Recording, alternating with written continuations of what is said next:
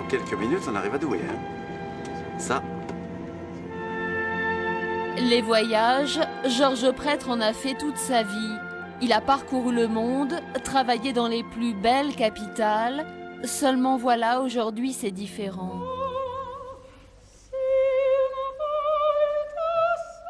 Un train l'emporte vers le nord, vers le passé, l'enfance, dans cette petite maison de Oisier, là où tout a commencé.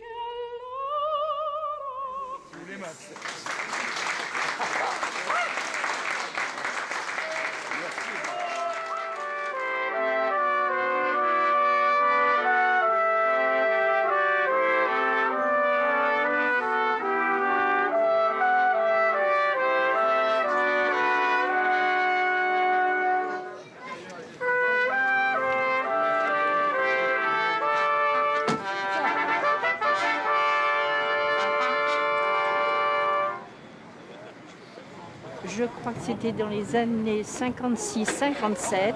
J'avais pas d'argent à l'époque, mais j'étais allée avec une amie. On avait pris le train de Noyon à Paris pour aller au Palais de Chaillot, si je ne me trompe pas, et écouter des répétitions de concerts. C'était moins cher. Et c'était lui. Et alors, il devait y avoir la petite musique de nuit, si je me souviens bien, et un morceau de la symphonie du Nouveau Monde. Si je me souviens bien. C'est formidable de le revoir aujourd'hui. Je ne m'attendais pas du tout à ça.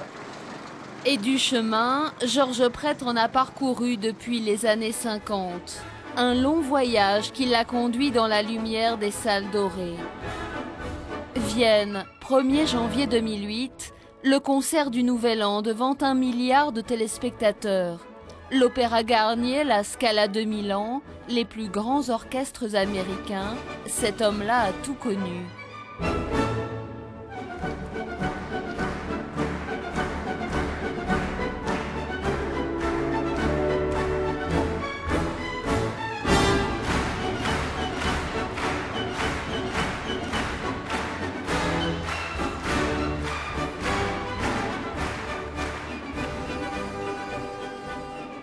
Autre décor, nous sommes en mairie de Oisier. L'ancienne salle de bal s'apprête à accueillir ce soir des centaines de personnes. La venue de Georges Prêtre, on la prépare depuis des mois. Les plus jeunes, il faut évidemment les mettre au courant parce que tout le monde n'est pas non plus attiré par la grande musique, quoi. Hein. Donc, quelquefois, les gens nous disent « Mais qui est ce monsieur ?» Et puis, quand on les met au courant, ah oui, effectivement, c'est pas n'importe qui. C'est quelqu'un. C'est quelqu'un.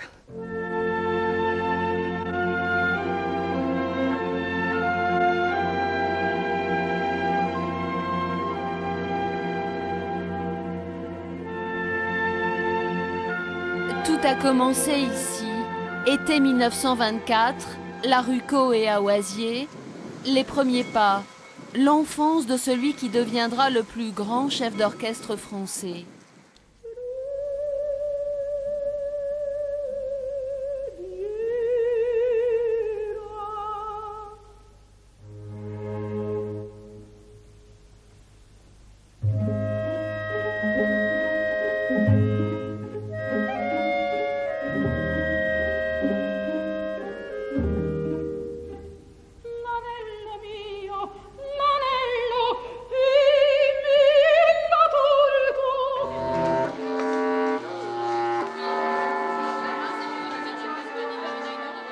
Ce soir, il règne à l'école de musique une certaine effervescence.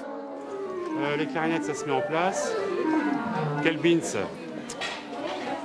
Comme je vous disais, avec beaucoup de personnes supplémentaires, etc. J'ai géré au mieux l'emplacement de chacun, mais là tout le monde arrive, donc c'est les derniers instants ultimes des réglages très importants.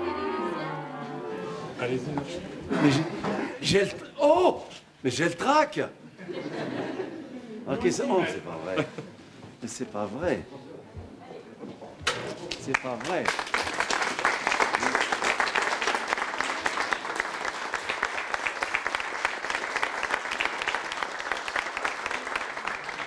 Merci, merci. Oh là, ça va faire trop d'émotions, hein, si ça continue comme ça. Il ne faut pas jouer en mesure tout le temps. Il faut jouer ensemble. Hein. Et il y a des moments, par exemple, c'est moi qui ai trouvé, c'est moi qui l'ai inventé. ich liebe dich. Et quelquefois, ich liebe dich zu viel. Et vous avez da ich liebe dich zu viel. Voyez-vous, on va le faire.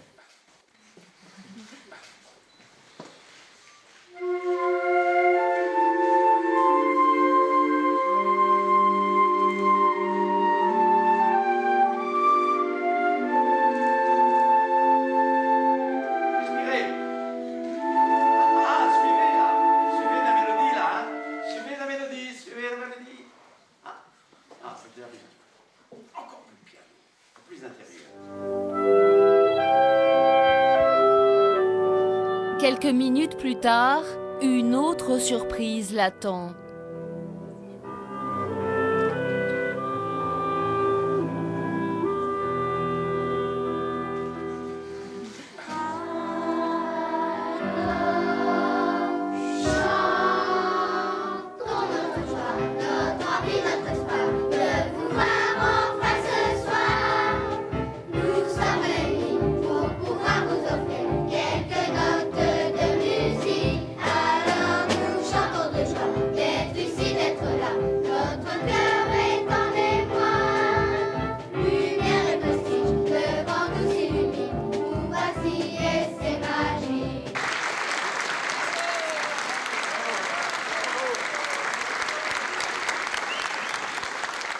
À 85 ans, comme au retour d'un long voyage, retrouver sa ville natale est tout sauf un geste anodin.